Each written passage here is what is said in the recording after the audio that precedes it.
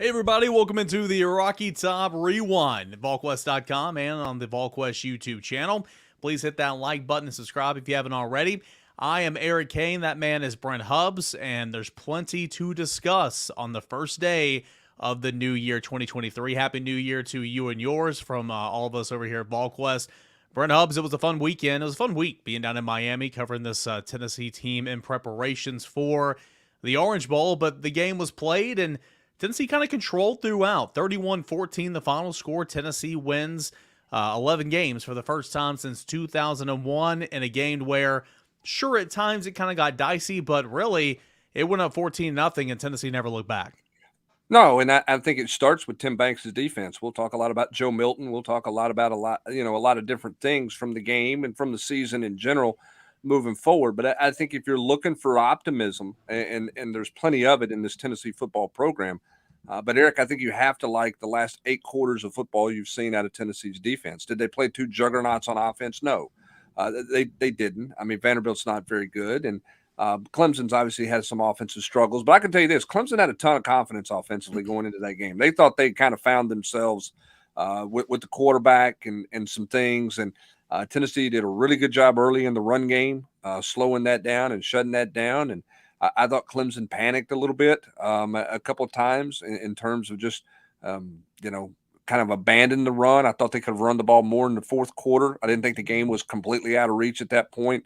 But they elected not to do that, and I think that played into Tennessee's hands. But just liked a lot of the individual things you saw out of this team defensively.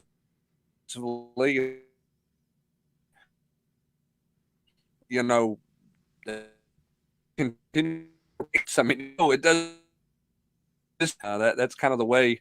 That's kind of the way it looks and kind of the way it feels like. So fun week, fun game, I think a great way to cap off that season.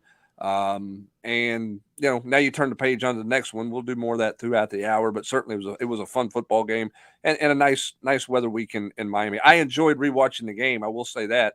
I'm not going to pick on the Orange Bowl, but my view of watching that game live was not nearly as informative as watching that game on replay. So I felt like I learned more today rewatching that game than I typically do in a rewatch. But again, fun night of football, fun for the Tennessee fans. This has been a great, fun year to cover for us. I mean, it's just been, I think winning's great and winning makes everything fun. I know I'm rambling a little bit here, Eric, but covering a team that's likable matters too. And this is a likable group of guys. And this has been a likable group to cover all year long. And they've been fun to cover, and they've been fun to watch play. Yeah, no doubt about that. It's a whole lot more fun and enjoyable when you're covering a team that matters, a team that has fun doing it, a team that's good at interacting. And so that's been this team all year long. Michael, David, we see you guys. Victor, we see you. Appreciate you guys for jumping in. We'll take your questions all night long. We'll bump your super chat questions to the front. And of course, we always do appreciate that. But more on that defense here in a moment. And Victor, I know you want to talk Joe Milton. We're going to get there, but let's not bury the lead here. I mean, Tennessee, it certainly bent. I wrote a story on Saturday afternoon. It certainly bent, but it didn't break. It was very NFL-esque, if you will, where it gave up a lot of plays. Not a lot of plays. It gave up a lot of yards. And of course, Clemson helped you out there. But something that you kind of pointed out there, on Saturday night, Clemson, all 7 of its offensive drives in the first half ended on Tennessee's side of the field, one of which was a field goal that it actually made. In all, Clemson had 11 offensive possessions end on Tennessee's side of the field. It was impressive, and I thought nobody, in real time, rewatching the game, nobody jumped off the tape like Aaron Beasley did. He's been good this year, Brent.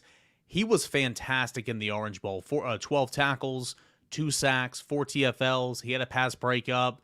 He had another one that was called for interference that, as a defender, kind of whatever there. But Aaron Beasley was great. Solon Page in his final game in a Tennessee career, career backup, and has gotten a lot more playing time the last 2 years. He made the start, had 10 tackles. Tennessee got good play out of its linebackers. Tennessee got good play out of its front 4 that pressured Cade Klubnik all night long. And I just thought this was a really nice defensive effort to where, sure, it gave up some, but it didn't give up any points. Secondary's got its issues. We know about that. Denico Slaughter gave up 1 play on the opening drive, but after that and after a pass interference call, he brought the hit stick, and he looked like an animal back there. Trayvon Flowers didn't play in this game. Wesley Walker moved back to safety. He made some mistakes, but was in good position, had an interception. Tamari McDonald had a pick. It was a fun game to watch in terms of defense, because it was like, okay, Clemson's going to move, but how was Tennessee going to stop them before they got points on the board? And it did that all night. Yeah, and obviously Clemson helped by missing the field goals. But how many times have we talked about, one of the keys for Tim Banks and one of the keys for the defense was, hold teams to field goals in the red zone. Don't give up touchdowns, right? That was a little bit of that style of play. And Tennessee on third down was terrific on their side of the field. I think they gave up 3 third-down conversions and 12 tries. 2 of those came on the one scoring drive. Otherwise, they're really good on third down. They blitzed a good bit on third down. They played some coverage on third and long and got home with their front 4.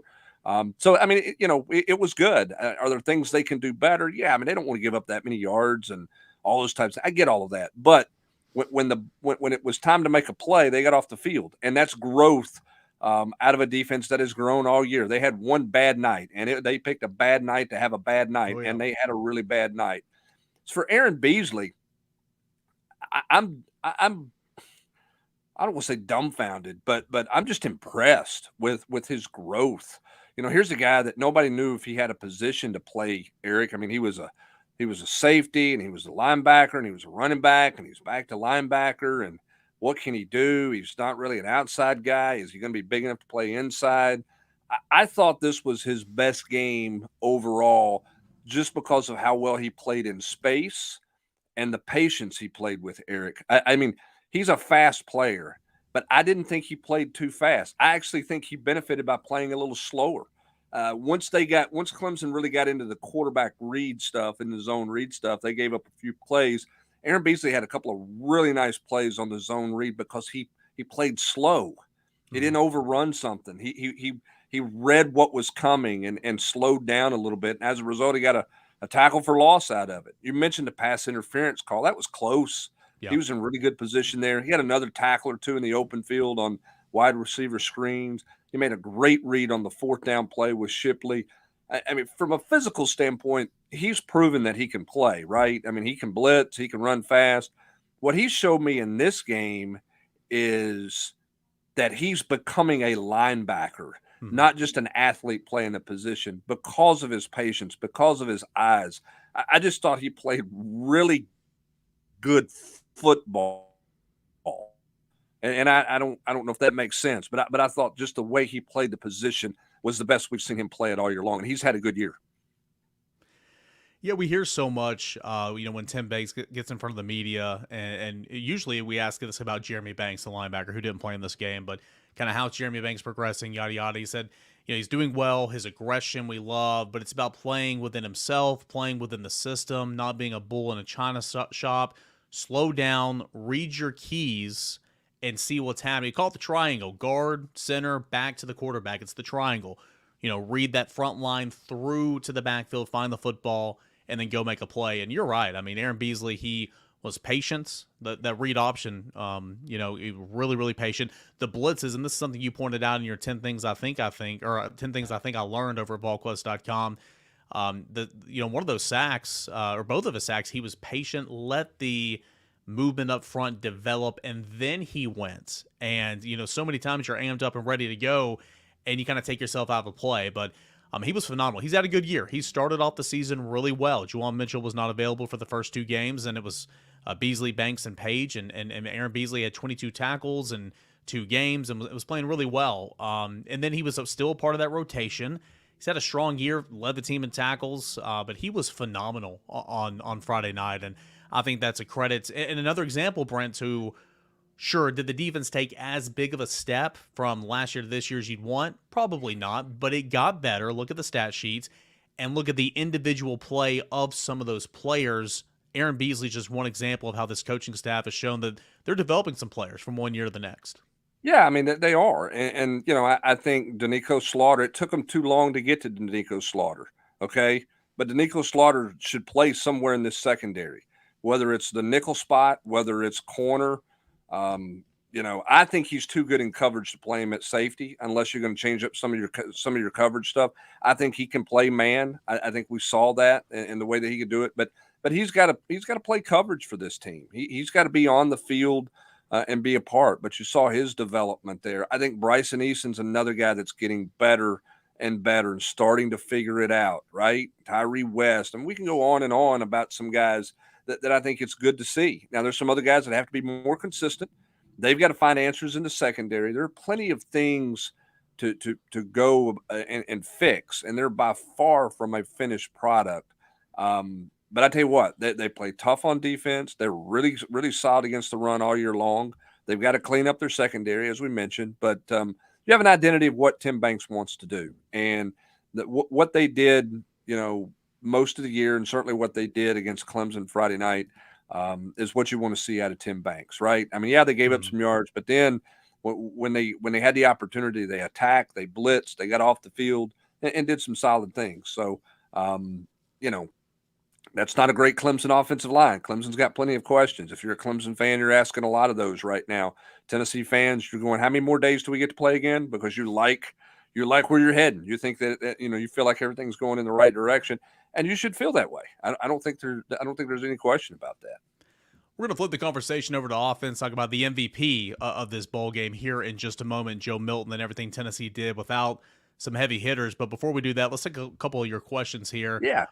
Sam says, the BYU transfer, who is Keenan Peely, he's been out of action for a while due to injury. Is he going to be able to help? Brent, that's a question that I'm also wondering as well. He played this year. He missed most of 2021. He got off to a really hot start in 2021. And then towards ACL, missed the rest of that season. He played this year, but he was not as flashy, I guess, as he was in 2020 and 2021. Now, still a productive player. Started every game, had 60-some odd tackles. I think Tennessee is not only going to count on him to play, but play a big role for those linebackers in this defense next year. Yeah, and typically year 2 after the ACL is better than year 1. You feel like that thing's getting better. And you're back to 100%. So you hope that would be the case. Tennessee needs a veteran to go with Aaron Beasley out there. I like those young guys. I mean, I think we all do. But are they ready? How quickly can they get ready? And the one thing we've seen out of Brian Jean-Marie, and I think every layer of this defense has to do this, Eric. I mean, think about it. As well as we're sitting here talking about Tennessee bowing their neck, bending, not breaking, and things like that. Played over 100 snaps in that game. I know. It's a lot of snaps. You're going to play that many snaps. You're going to play in the 70s, 80s, 90s, and snaps. You got to play a lot of people, and you're going to have to rotate. And I think Brian Jean-Marie did a really nice job this year of rotating those 3 linebackers, evening out those reps to where everybody was ready. There wasn't a big drop off without Jeremy Banks there, right? Jeremy Banks is a good player. I don't want to sit here and say he's not, but they didn't miss him much on Friday night, okay? Because they played really well at that linebacker position. But the transfer's got to help, and you've got to continue to bring these guys along. There are 5 young linebackers on this team. 2 of them just completed their first year, and 3 of them just arrived. And those 5 are going to be 5 really good core players for Tennessee. How quickly can you get those guys together? I think you take a veteran linebacker to help in the development of those guys so you can get that rotation going, that you're not just that green out there during the season next year as you build your depth and build your experience with those guys. And again, remember too, we talk about those 3 guys, that 3 rotation, and Banks and Beasley and Mitchell this year. Solon Page still got anywhere from 10 to 17 snaps a game as well. So he wasn't a part of that true rotation, but he got his as well. And again, on Friday night, he was ready to come in. Talking about Beasley, Solon Page, career day, 10 tackles in his last game for Tennessee. One more question before we hit the reset. Dan, actually it's 2 questions from Dan. Is Tennessee a preseason top 10 team next year? I have absolutely no clue, Brent. And will Hooker get drafted? If so, what range? Hooker will get drafted, and I would imagine probably mid-round guy in Hendon Hooker. I think the ACL injury will set him back a little bit. It's not gonna kill him there, but probably anywhere from maybe a 2, but I would say probably 3 or 4. What do you say, Brent? We'll see. I mean, he's not going to be able to throw. He's not going to be able to work with guys, which will hurt him a bit. But yeah, he's going to get drafted. I don't think there's any doubt that he will get drafted. It will not be as high as it would have been had he not been injured, which is really unfortunate. But he's in great spirits. His rehab, he said, was going well. When I talked to him in Miami, he's gonna be off the charts, Eric, when he visits with GMs and scouts in the interview setting. He'll be really good on the board. There'll be a lot of people just to, they want to make sure he's physically okay, and that'll knock him down a bit. But somebody's going to take him with the idea that he's a development guy, right? Not with the idea that he's going to be ready to play right out of the gate or anything like that. I don't, there's some. CJ Stroud made money, right, from Ohio State. He made money Saturday night, helped himself. Will Levis has not made money this year. What does this recruiting, quarterback draft look like? Somebody's going to take a chance on Hendon Hooker and believe that the ACL is going to be 100%. So he'll get drafted. As for the top 5 or top 10 next year, I've not looked at everybody, but one of the places where you start by putting people high in the rankings is the quarterback spot. Okay? Last time you saw Tennessee's quarterback play, we're going to talk about it next segment, was pretty good, right? Alabama's going to have unknowns at quarterback. Ohio State will have unknowns at quarterback. Obviously, TCU and a lot of these other teams out there will have unknowns at the quarterback position, which is a huge question mark when it comes to rankings. So I think Tennessee will get plenty of love in the offseason and the preseason, and I think that'll be a challenge for the leadership of this team. Are they going to be able to have that chip on their shoulder? They believed all summer, spring, and summer long they were a lot better than national people were giving them credit. I think they're going to get some national love this offseason. How does this team handle it from a leadership standpoint? That's something everybody's going to be looking at in the coming weeks and months before Tennessee returns to action 244 days from today. Start the countdown, and the man who completed 19 of 28 passes for 251 yards and 3 touchdowns will be the likely, as it sits right now, the likely leader of this offense. Of course, that'll be settled out in the spring. We'll talk Joe Milton, this Tennessee offense, and of course, Tennessee continuing to put it to Clemson all 4 quarters long the other night, 31-14, the final score in the Orange Bowl. That is coming up next as you watch and listen to us right here on the Rocky Top Rewind.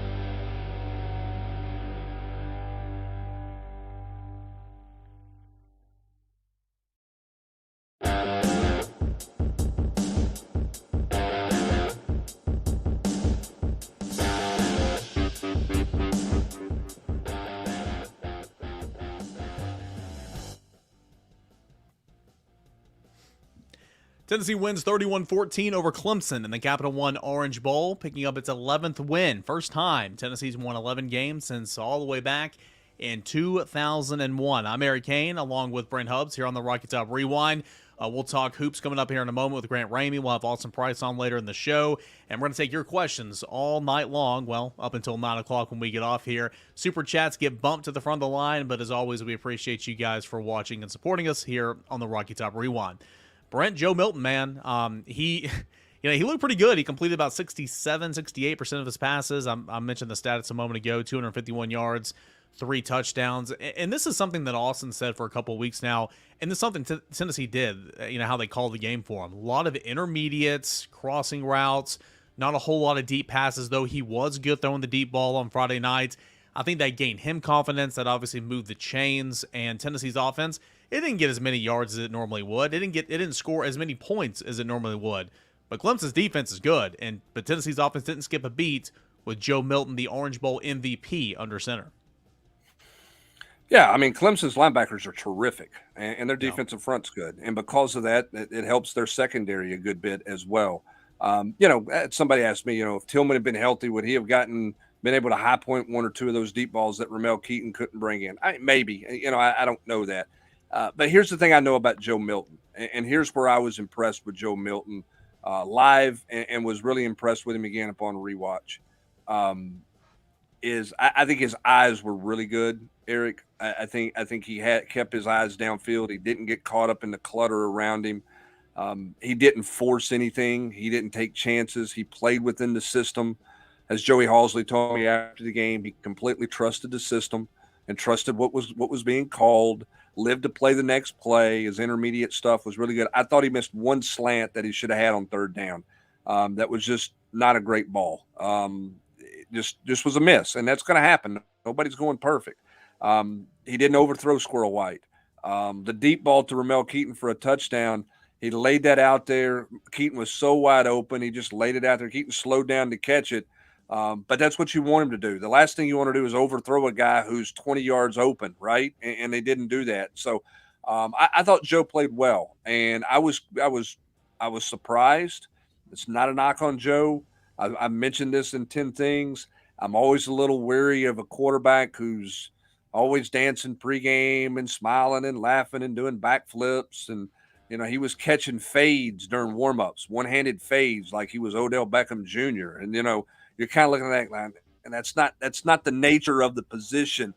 But that's Joe, and Joe didn't get away from being who Joe was, and he played with his personality, but he played within the framework of what they wanted to do. And there's no Tennessee fan that left that stadium, if they were there, or turned off the TV Friday night going, man, we're in bad shape for next year. You left that game, you turned the TV off going, you know what, this is going to be okay.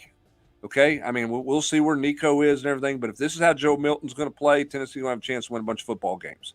And that was a really nice performance by Joe Milton, mentally more than physically. Really nice performance mentally. Yeah, I thought it was really good. And I'm with you. I had some pause going into the game because, and not trying to knock his performance that we've seen so far, but we got to know, what Joe Milton is. We saw him in a couple of games last year. We saw him in mop-up duty this year where it was obvious that he did improve. He was relaxed. And in the Vanderbilt game, I don't know how much we can take from that because Tennessee, had the lead getting off the bus, and it was a monsoon and sideways rain, all that type of stuff. But I felt like I kind of seen enough. I've seen enough to know what to expect from Joe Milton. And he was much better than that on Friday night. Will it always be that good? No, it's just nature of football, right? But he was really, really good. Arguably, now people are going to say the best ball he threw all night was to Ramel Keaton, and that's deservingly so. We just talked about it. Also, shout out to Ramel Keaton, the double move, and he made sure to post it on his Twitter account on Sunday. The double move, Ramel Keaton. Yeah, but put him on skates, man. He was wide open. My favorite throw from Joe Milton the other night was to Squirrel White in the back of the end zone. He's sitting there in the pockets. As you pointed out on 10 things you thought you learned, Darnell Wright had a really nice block, going on the inside, then getting a hand on the outside pressure to move him upfield. He's getting pressure from the other side. He steps one step up in the pockets. He double clutches and then fires an absolute missile to the back of the end zone to Squirrel White. I mean, hella arm strength. That was an impressive play, a really impressive play, and just another example of how he didn't panic. He stuck with his guy. He trusted those around him to create a pocket, and he went and made a play. That was a really, really nice play, and that put Tennessee up 2 scores at the time. He made a couple plays like that. I can't say enough of what you saw from Joe Milton on Friday night. Was Tennessee's offense perfect? No. There was a ton of punts in this football game, and again, you're going up against a good defense, but Joe Milton made some really, really good throws to where it should give everybody, as you pointed out, confidence moving forward. If it is Joe Milton, which it likely will be, Tennessee's going to win some games. Yeah, his feet were really good in the pocket. I mean, he when he had to move with his feet, he moved with his feet with his eyes downfield. He didn't move his feet by dropping his head and looking for a run lane.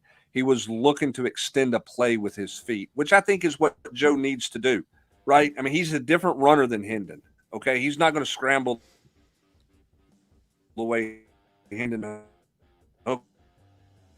And if somebody's in complete man coverage, then he may be able to get away and have a run or two like that.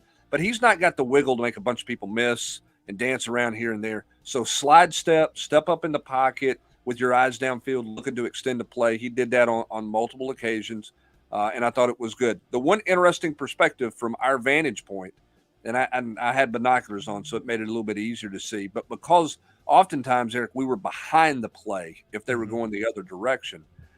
If you had your binoculars there, you could see windows opening, and you could see the quarterback throwing in windows. And the one thing I'll give Joe credit for, and Joey Halsley mentioned this afterwards, but you could see it live, and you could see it some in the rewatch, was he threw guys open. He threw guys to guys moving.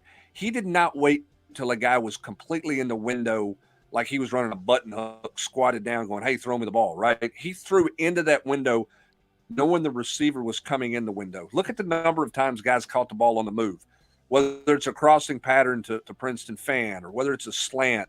He threw it to where guys were coming to because he trusted his receivers and he had his timing down. I thought early in his tenure at Tennessee, his first couple of games, he got away with it in the opener against Bowling Green because they weren't very good. But he waited till guys were completely wide open before he threw the football. And you can get away with that arm strength to a degree.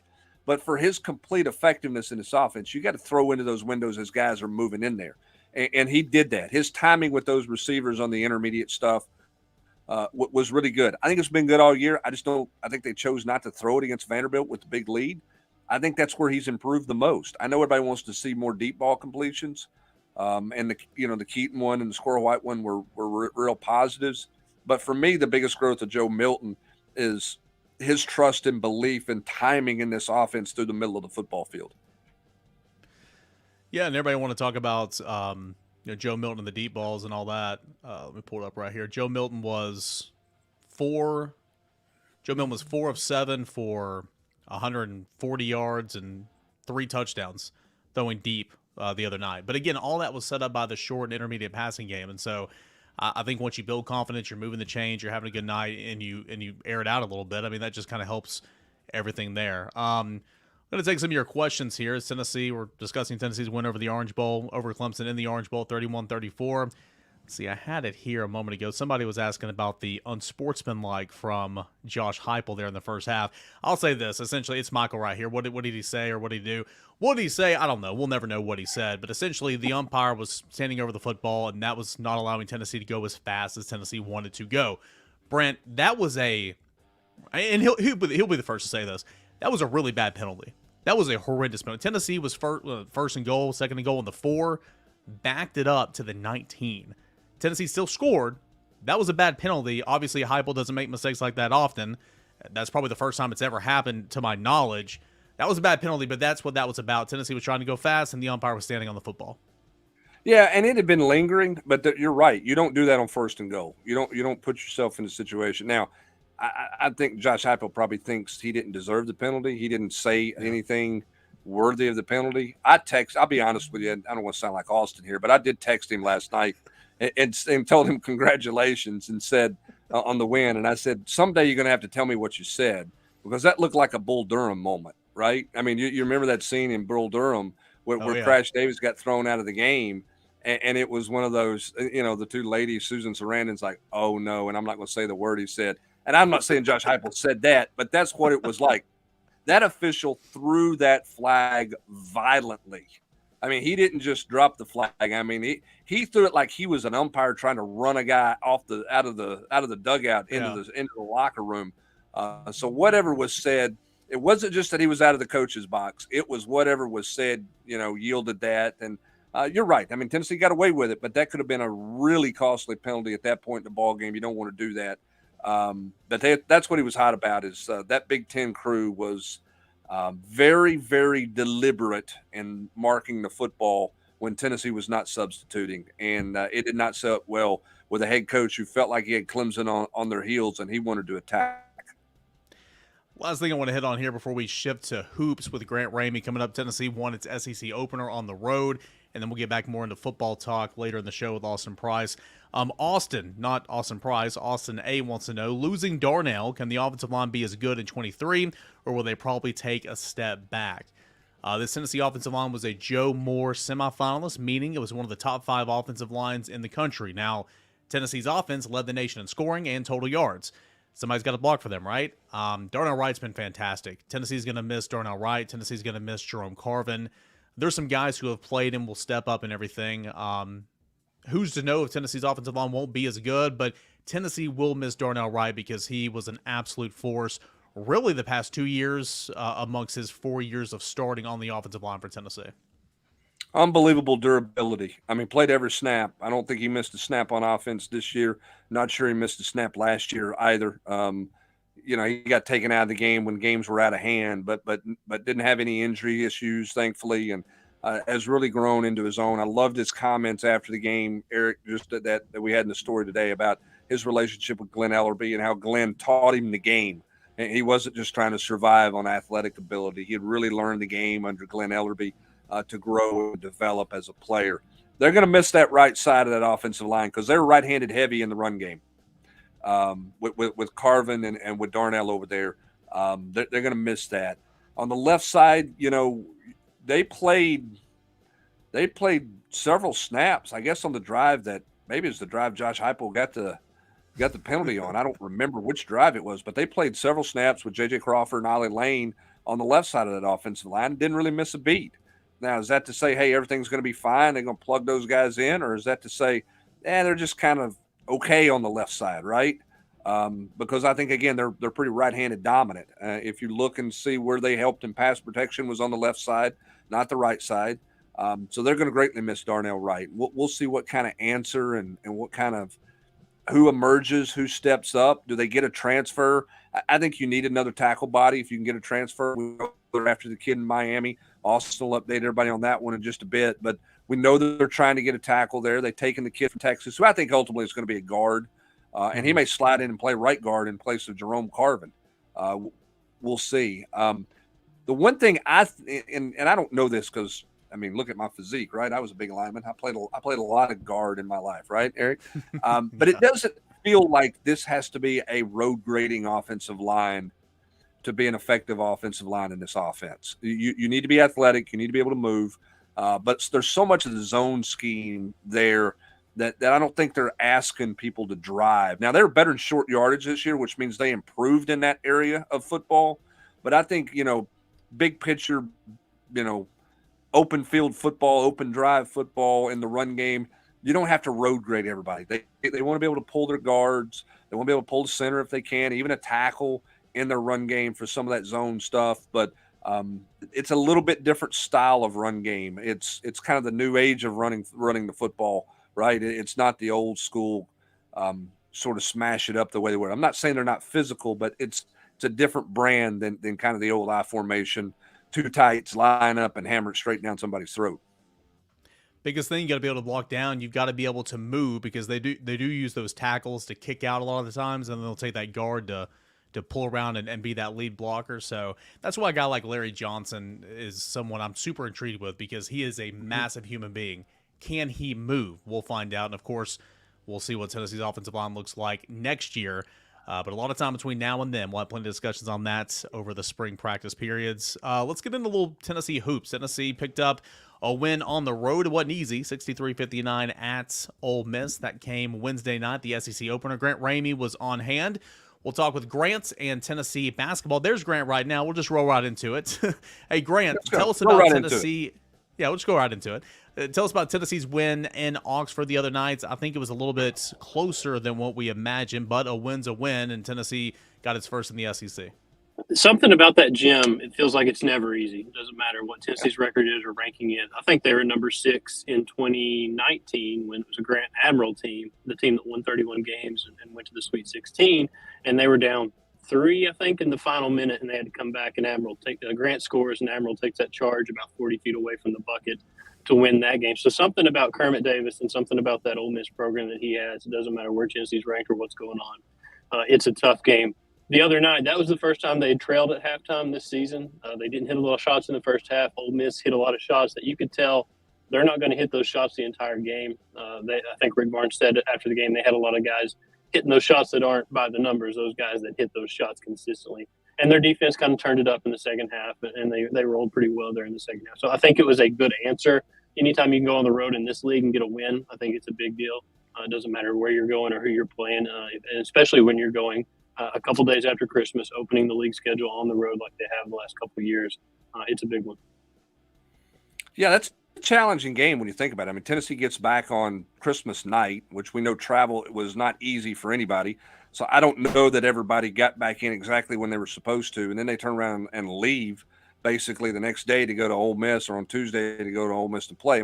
You're away from the gym for about 3 days, and it's not easy to get back into. I want to ask Grant about Jonas Adu. Can he do that? Is that can he become that type of player? I'm not saying 13 every night rebounding the basketball. Right. But can he be that kind of guy to really be the rim protector, rebounder that this team needs?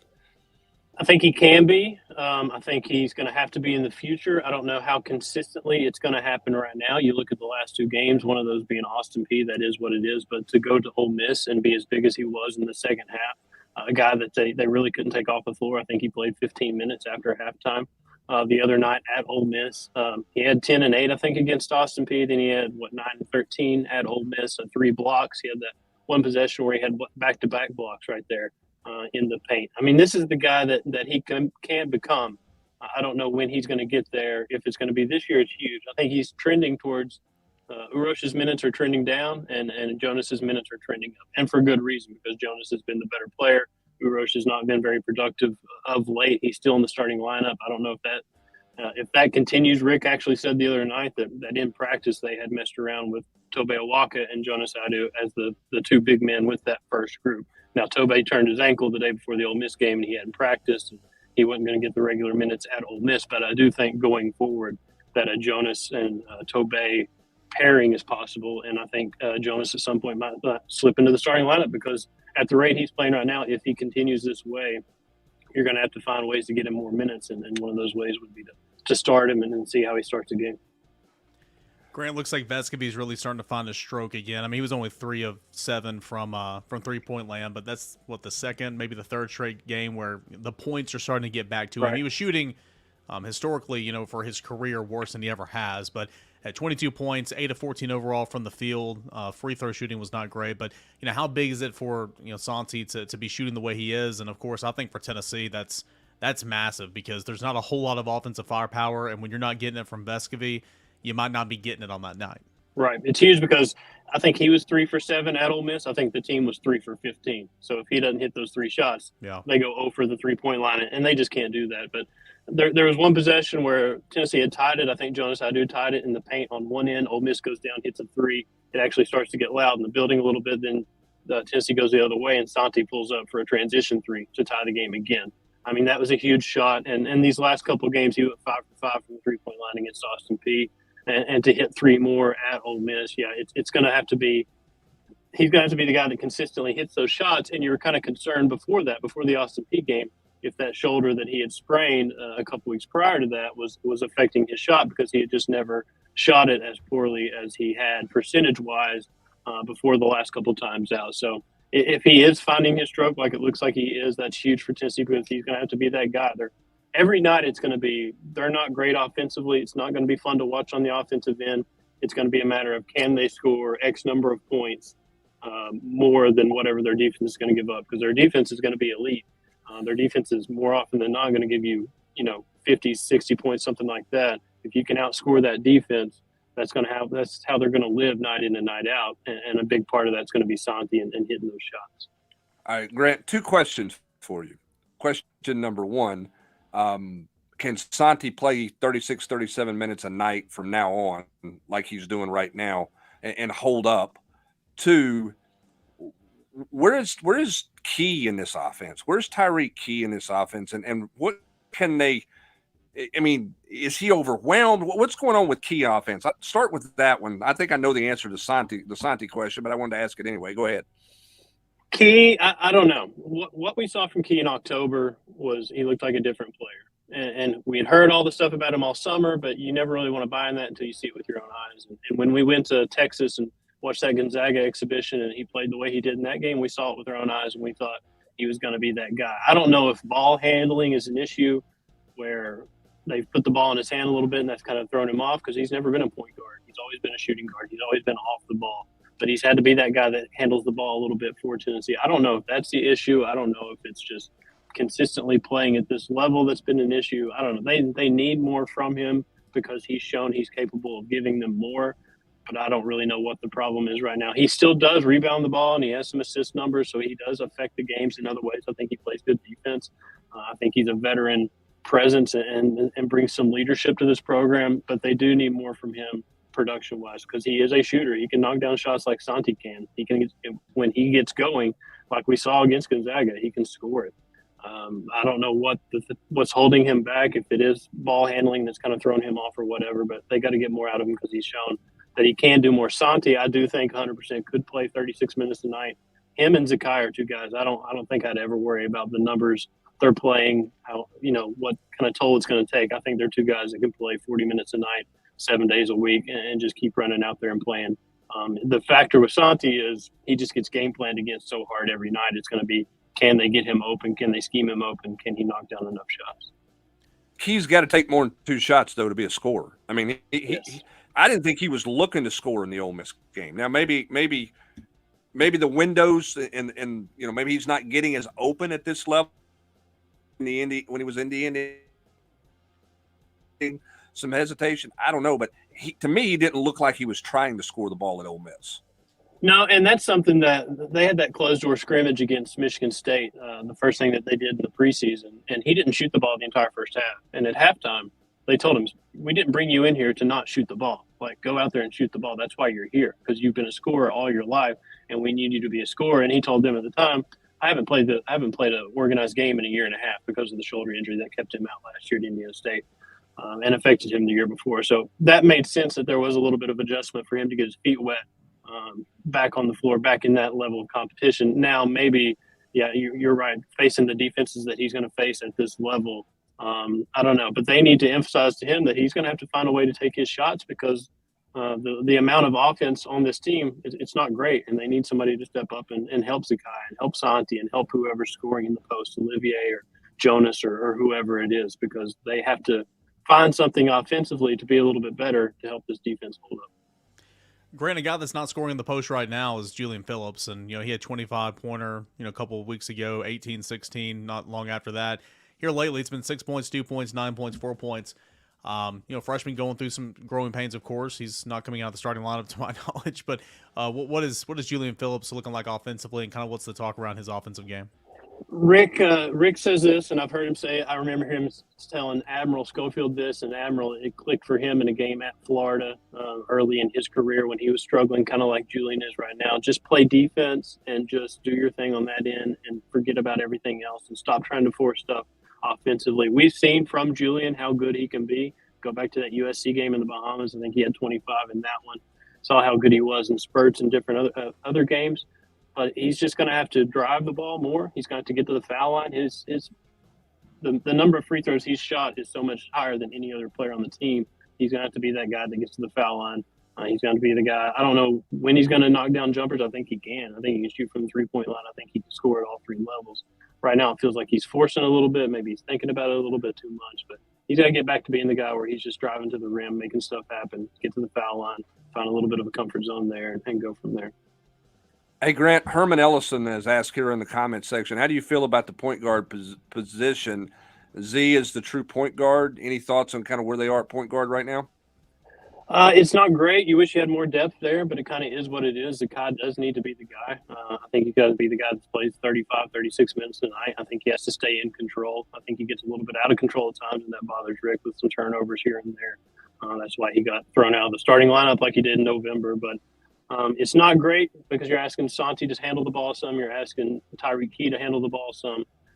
But a good place to start is Zakai Ziegler. So if you've got him, if you can get 35 quality minutes out of him, keep him under control, I think it's in a decent spot. Not a great spot, decent spot.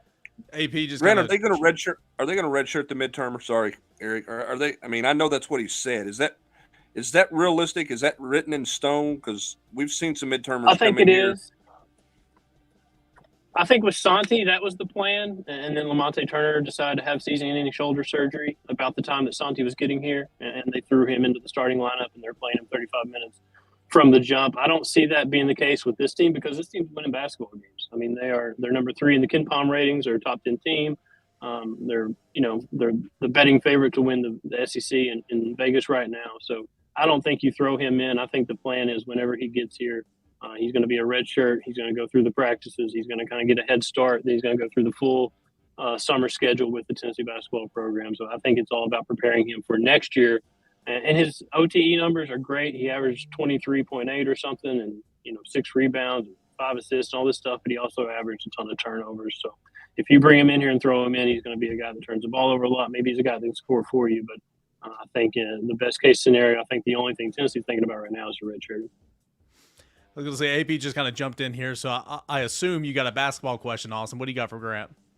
Whoa, Grant. What? I know what you're saying there. Do you think there's any way if they continue to struggle offensively and Santi's not, the shoulder's not fully healthy, that they're forced to just kind of go with like this guy off the bench who could potentially give them a pick-me-up offensively? I mean, I'm with you, like best laid plans, but, he's at least a body, especially if Triple J is nowhere to be found down the stretch. I mean, they've got to find more offense than they currently have. It can work against some teams, but I guess don't you think that, to be where they want to be, they've got to find something, whether that's going with the DeLeon kid or Josiah coming back or something? I do think there's a better chance that Josiah can give them something moving forward than Freddie gets here in place. 100%. I think that's just the way they look at it. I think if they were struggling to the point where they weren't winning basketball games, where the defense slipped and the offense was, is what it is, it's not very good, and the defense is no longer propping up that offense and things start going poorly, then maybe something changes. But the way Josiah warmed up at Ole Miss, I was wondering if he was going to play in that game because he went through the full warm-up. He did more than he's done a while now. I think he had some good stuff at practice leading up to that Ole Miss game. So I think it's trending in a direction. Now I don't know about Joe's availability in Mississippi State on Tuesday, but I do think it's trending in the right direction where I think he can help them at some point. I don't know how long it's going to last once he does get back on the floor because we've seen him kind of jump in and jump out and miss some games and come back for some games and then miss some more games. But I do think that's a much more likely scenario than Freddie. I just can't see Freddie playing based on what I've been told unless it's just drastic measures. Don't you think, and I'm not punting on this season by any stretch of the imagination, but like with him coming in, go ahead and getting basically a semester of, running scout team and all that, unless Julian Phillips just goes bananas down the stretch, it's hard to see him unless he just makes a kind of a knee-jerk thing and they go off potential. Him not at least coming back a real look. It just feels like next year's team could be set up earlier than expected if the right things go their way. For sure. I mean, you're going to miss Olivier Kamwa next year in the post, assuming he's not back. I don't think he will be, even though he could come back and use an extra year of eligibility from COVID. But yeah, if Julian's not producing more than he's produced to this point, I don't see how anybody gives him a first-round guarantee. And I think that's what he's looking for, like most of the guys are in his situation. I don't know if you want to be a Kennedy Chandler and enter the draft and have that chance of sliding to the second round like Kennedy did.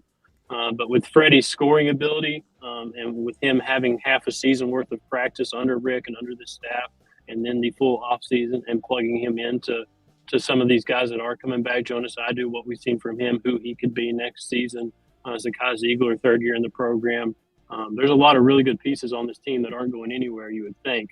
And if you're plugging Freddie in and Freddie having that head start and Freddie being the scorer that he is, one of the best at his level currently, next year would be it's not by any means taking a step back because right now what they're doing is pretty elite where they're headed right now defensively and kind of the way they're winning games and the way they're playing. So I think it's continuing to trend in the right direction. Hey, Grant, last thing here. The SEC home opener that's coming up on Tuesday, Mississippi State. You got an early scout on the Bulldogs, what they're going to bring to Thompson-Boling Arena? What's the over-under? Because hammer the under. Because Mississippi State's number 6, I think, in KenPom defensive efficiency. Tennessee's number 1. So I don't think there's going to be a ton of points scored. Chris Johns, he was at New Mexico State, I believe, last year. I got hired to replace, what's his name? Ben, what's his name? Ben Howland. I didn't get my line. I think they started 11-0. I wasn't listening. Sorry. 10-0, something like that, and they've lost their last 2 against Drake and Alabama. So they're a good basketball team. Chris Johns, he's going to bring in a ton of transfers every year, I assume. I think it's what he did to New Mexico State. But it's going to be a rock fight. It's going to be 2 really good defenses. It's not going to be a lot of fun to watch offensively. It's going to be a battle of who can get to 50 points first. How many transfers? A ton. Thousands of transfers, Grant. 1,000. Grant, appreciate it, man. And we'll be following your work here at, of course, VolQuest and on throughout basketball season. See you, boys. All right. Thanks, Grant. Grant Appreciate it, Ramey, man. VolQuest, one of our coworkers who probably hates our guts after the last couple of days in Miami, but you know, it is what it is. Austin, what'd you think of the Orange Bowl? I thought it was great. Just from the standpoint of finally seeing Tennessee get back to that big of a game, playing against Clemson. No offense to Tulane, but that just wouldn't have been as much fun in Dallas in the Cotton Bowl. And I like that they were in one of the traditional Big Four. I mean, Cotton Bowl's massive, always has been, but when I was a kid, the Big Four were the Orange, the Fiesta, the Rose, and the Sugar, and so to see Tennessee get to that type of bowl game to play the way they did defensively, Joe to play as solid as he did, and then them just to go out and kind of take their 11th win. Kudos to the team, man. That guy right there kind of personifies this whole team. If you'd told me 3 years ago that Princeton Fant would have the year he's had in the versatile way that he's had it, I'd have told you were crazy. And kudos to him. I mean, he was the afterthought when they brought in Malik Gray. He was the throw-in, and Malik Gray's been gone for feels like 17 years, and Princeton Fant there was, he was defeating Father Time out there, and being Father of the Year all at the same time, with his daughter. I don't know. It's hard not to root for him. I mean, I've known him since he was 16, 17, and to kind of see everything he's been through and all the different positions he's played. I mean, he's played near everything. And, I just thought it was great to see him have the year he had. Yeah, a lot of guys on this team, and we talked about it earlier, Austin. I mean, one of the things, when you win 11, it's a great year, right? It's a fun year to cover. I mean, obviously, you're in a world of relevancy that every person covering a team wants to cover a team that's relevant that way. The other thing is about this team, a lot of good guys on this team. I mean, who have been through a lot, have struggled to find their way. I mean, I think Princeton Fant in a lot of ways is a bigger version of Theo Jackson from his first year here, a guy who was an afterthought who throws in. We talked about Aaron Beasley and how he's emerged. To see a guy like Darnell Wright go from where he was with a world of potential to becoming an elite offensive tackle with his personality. This was a fun team to cover. Besides the wins made it a lot better, don't get me wrong, but they were a fun group of guys to deal with. It'll long go down as one of my favorite teams to cover because of the personality this team had and obviously the success they had on the field. Well, Jesse Simonton has been gone from VolQuest several years now, but he coined the phrase the Butch Jones orphans. And there, the other night you had Fant, and you had Latrell Bumphus, and you had Solon Page. All those are the Butch Jones orphans too. I mean, those were all the guys that were in that last class of Butch, that were still around thanks to COVID. And then Josh Heupel's come in and taken some of Jeremy Pruitt's players and developed them nicely. He's brought in players like we're seeing Brew McCoy right here. It's just kind of like a nice collaboration of different teams and different coaches, and they've all just kind of gelled, and the chemistry on this team was really, really good all year. And kudos to Joe Milton, because a year ago he could have melded in, and he just kind of kept his head down and was a good teammate. And I think that's why all these players had Joe's back so hard. And also credit to Grant Ramey, who was just on for doing the Rookie of the Year video with Joe throwing the orange out like just a soft toss. Have you not seen that on Twitter? Go find it on Grant's Twitter. It's next level awesome.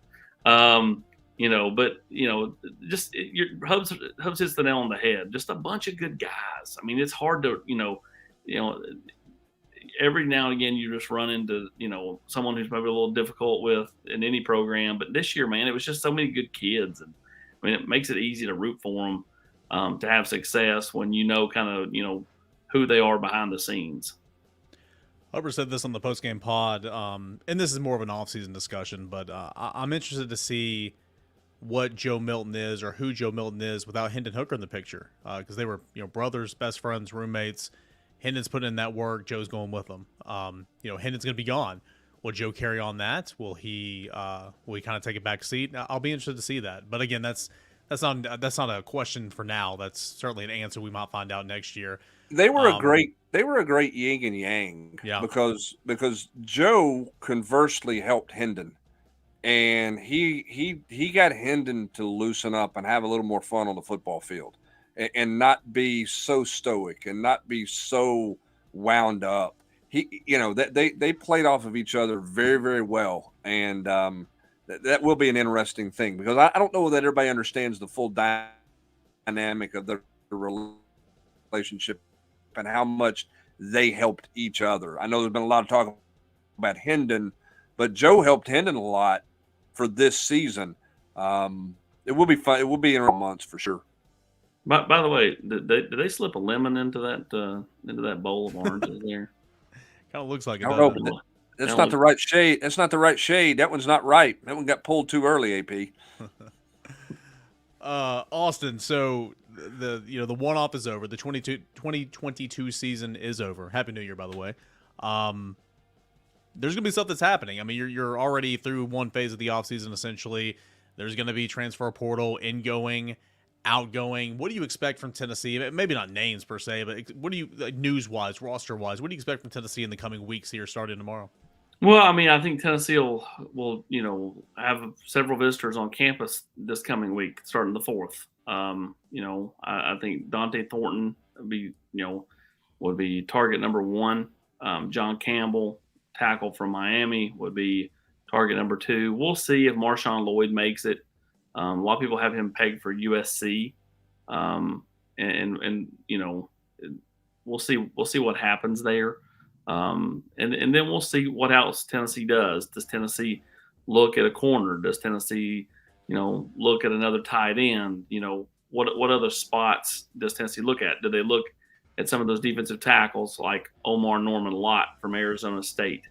At this point, it doesn't feel like Tennessee's going to be a real player for the kid from Texas State.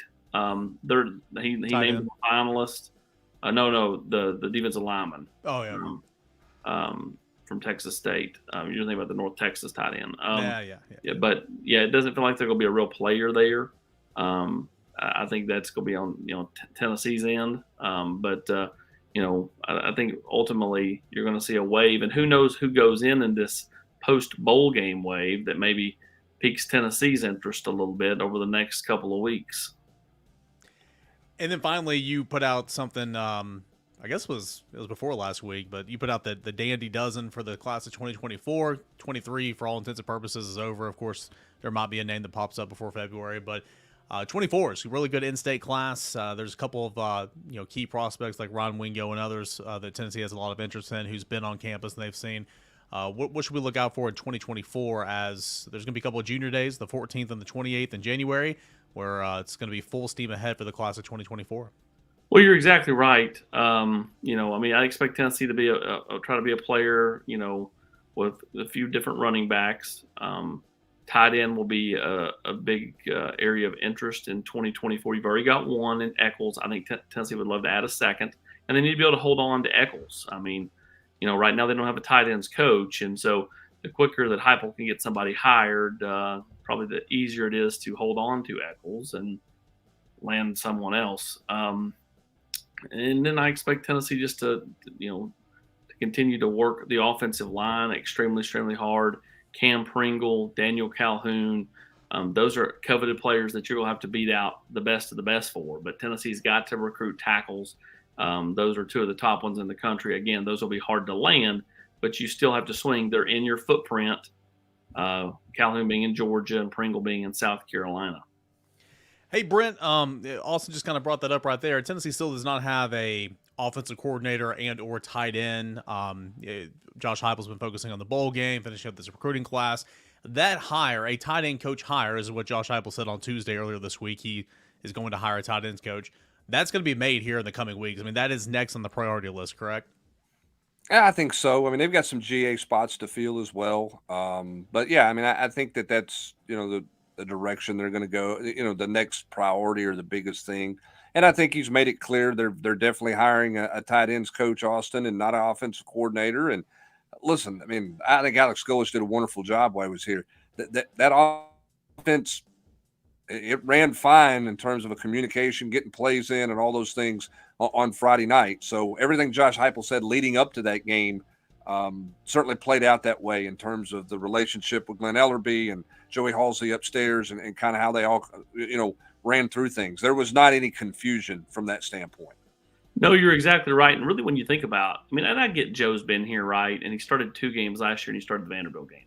But, to be breaking in a pseudo new quarterback, it's not Hendon. To be without 2 key playmakers at receiver, I thought you're right. The operations and all that stuff was smooth, and I think that again, if you promote Halsey, even if you say, hey, Halsey pass game coordinator, Ellerbe run game coordinator, and then you hire a tight ends coach. If you go that route, it kind of gets the balance back normal, because you don't normally see a tight ends coach as the OC. You normally see a quarterbacks coach with the OC. So. I think that ultimately this is going to be just a straight tight ends hire. You want to hire someone who can recruit the South. One more question out the door. We'll go to Austin A. Position group with the biggest question mark heading into 2023, and how do you solve that question?